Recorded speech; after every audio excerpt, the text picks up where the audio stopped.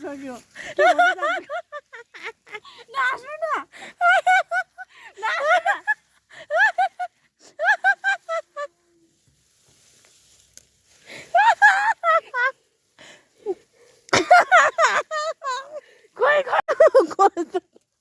तान्दै लडिजानु त भन्दा यहाँ माथि कुवा छ अब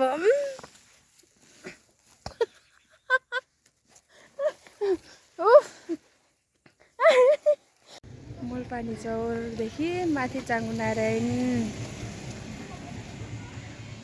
कान्छी सिस्नु टिप्नु हिँडेको हाम्रो सिस्नुको यात्रा यहाँ निन्द्राले मर्न आँट्यो कस्तो राम्रो सिन निस्केको होला हामी बोल्ने हो त कि क्या भिडियोमा चाहिँ गर्ने हो त हामी यहाँ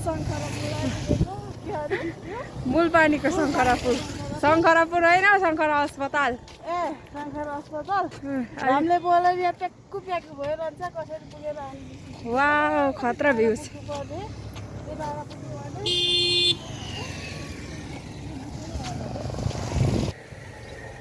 मनहरा मुलपानीको मनहरा खोला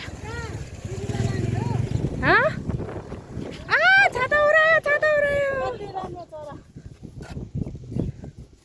मनहरा खोला सिस्नु टिप्ने मान्छे चाहिँ यस्तो घामले पोलेर बिचरा बेपत्ता भइरहेको छ यो चाहिँ यहाँदेखि माथितिर चाहिँ थली चौर यो माथिको डाँडा चाहिँ चाङ्गुनारायण डाँडा हो अहिले चाहिँ हाम्रो गन्तव्य चाहिँ चाङ्गुनारायणसम्म हो भनेदेखि यता चाहिँ भक्तपुर हुने चाहिँ यो पनि भक्तपुरकै मुलपानी चौर चाङ्गुनारायण एरिया 4 नम्बर वडा कार्यालय यहाँ माथि चाहिँ कति राम्रो देखेको नि ओ चराहरू पनि उडिरहेको छ त ओ घामले चाहिँ टिमिक टिमिक टल्किएर अनुहारहरू चाहिँ खतरा देखिरहेछ बिचरा म झन्डै लडेँ खोलाभित्र यो खोला एउटा वरिपरि आउँछ नि ऊ माथि माथिसम्म आएछ अस्ति नि आधीसम्म मनहरा खोला चटचट आजको मौसम चाहिँ एकदम सफा काठमाडौँ हो धेरै महिना पछाडि आएको है म चाहिँ यहाँ चाहिँ फेरि के भन्छ मुलपानी चाहिँ कति महिना भयो 5 महिना भयो है बाटो चाहिँ तर कहिले पनि नबन्ने भयो यो म चढेको हिँडेकोदेखि कच्ची रोडै कच्ची रोड पिच रोड चाहिँ जिन्दगीमा नहुने भयो सिस्नु टिप्ने हालत खराब हो त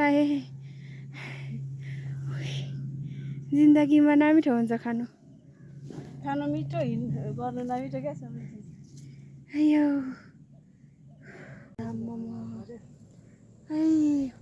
सिस्नु टिप्नु गएको नसकिने रहेछ टिपेर खानु गाह्रो छ जिन्दगीमा घामले त राम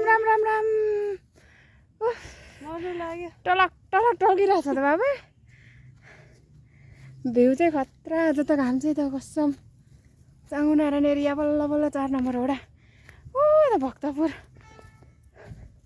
देखिरहेछ यता ललितपुर काठमाडौँ सबै देख्छ हौ यहाँबाट बाख्रा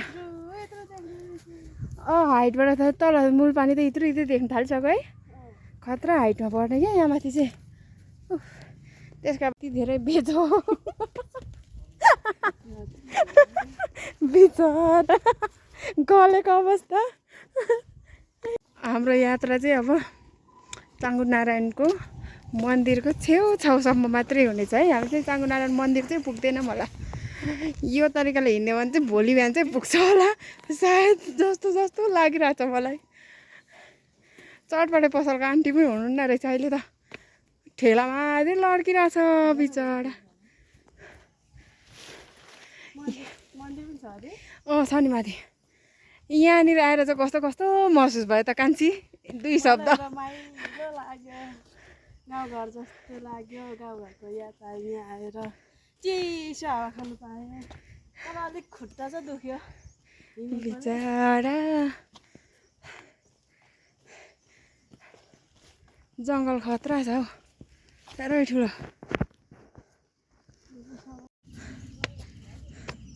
यस्तो नाक ठोकिने उकालोमा हिँड्दा हिँड्दा आजको दिन चाहिँ बहुत खराब। है यो चाँगु डाँडा मन्दिरको मुनिको बाटो। ओह नाक ठोकेर म चाहिँ 3 दिन बिरामी हुन्छु होला हौ साँच्चै।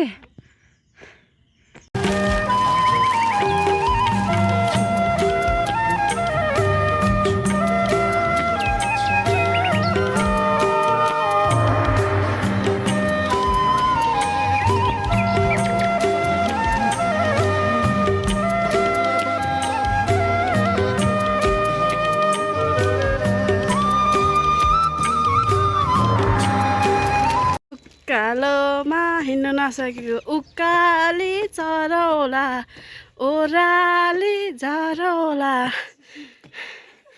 गीतै आएन ला सिस्नु टिप्ने चक्कु पनि निस्केछ है। सिस्नुको हालत साथी हो, हामी मात्रै होइन सिस्नु खाने मान्छे कति रहेछ। बिचरा सिस्नुलाई टिप्दा टिप्दा टिप्दा घाँटी दुखिसकेछ। कान्छीले अहिलेसम्म मेहनत गरेको, मेरो त फेरि यहाँ धेरै छ। मैले अलिक धेरै टिपेको छु। सिस्नु टिप्नु पर्ने अल्छी लागेर। सिस्नुको ज्याङै त छ तर सिस्नु नै छैन। मान्छेले कति खाँदो रहेछन् सिस्नु भन्ने कुरा चाहिँ जिन्दगीमा पहिलोचोटि थाहा भयो होला होइन आज सिस्नुको महत्त्व। तर मैले चाहिँ छाक पुऱ्याइसकेँ, अहिले धेरै टिपिसकेको छु आज। मैले चाहिँ मेरो भाग चाहिँ पुगिसक्यो तर कान्छी अलिक अल्छी गरेर त्यहाँ अलिक पुगेको छैन। बिचरा मच्छरले टोक्यो। अर्काको निधारमा मात्रै हेर्ने, आफ्नो निधारमा नहेर्दाखेरि परिणाम यहाँनिर मच्छरले यस्तो हमला गरिदिएको अवस्था। जिन्दगीमा के गर्नु गाइस, खानुको लागि भुँडी भर्नुको लागि दुःख गर्नै पर्दो रहेछ। यस्तो बनाइदिएको छ बोतल फाल्ने फोहोर हुन्छ ल बिचरा, नफ्याँकिदिउँ न। यहाँ सफा गरिहाल्छ नि। मेरो भाइ है जुम गर्नुभएको रहेछ नि त। जुम भयो त्यो चाहिँ तपाईँको बारी, यो चाहिँ मेरो बारी। त्यो पनि हट्छ ल।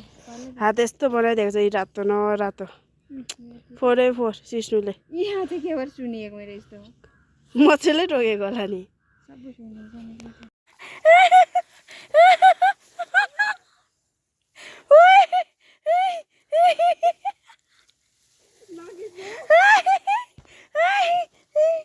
मायामा जालजेल भएको यो।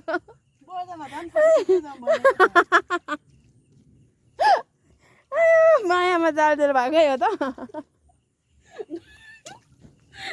कान्छी सिस्नु टिप्नु गएको पासो माथेर आएछ खाडलभित्र पछि अनि हिलो भिजेर पुरै हिँड्दैछ लग्रक लग्रक भिजेको अवस्थामा।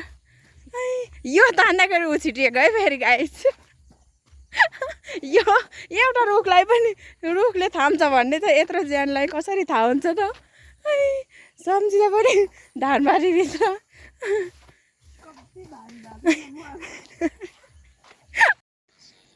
गोद फुल्यो बारीमा।